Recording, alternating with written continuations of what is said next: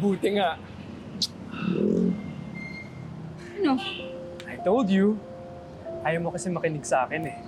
Entertainment pa para sa'yo yung love life ko, ha? Hindi. Hindi naman pala eh. Eh, pwede ba umalis ka na? At huwag mo nang papakilaman yung buhay ko. Huwag ka na rin babalik.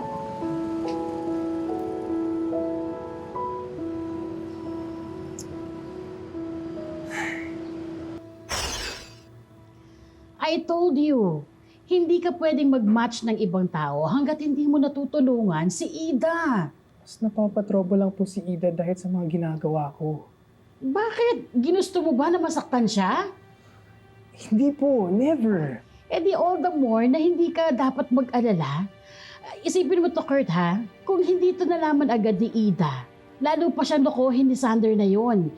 Kailangan ka ni Ida. Ngayon mo pa ba siya iiwan?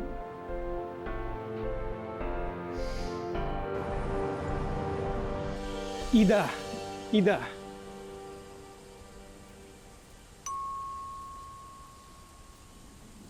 I know you hate me. Buti alam mo.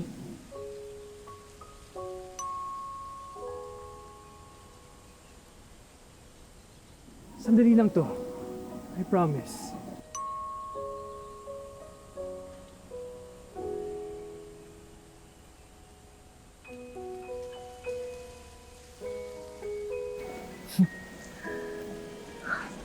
Anong nakakatawa? Wala. Medyo masakit lang yung ngipin ko.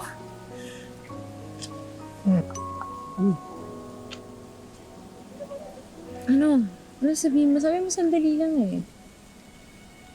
I'm sorry. I just really wanted to help.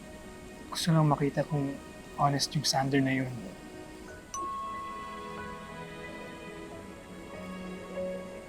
Fine. You're forgiven. Thank you.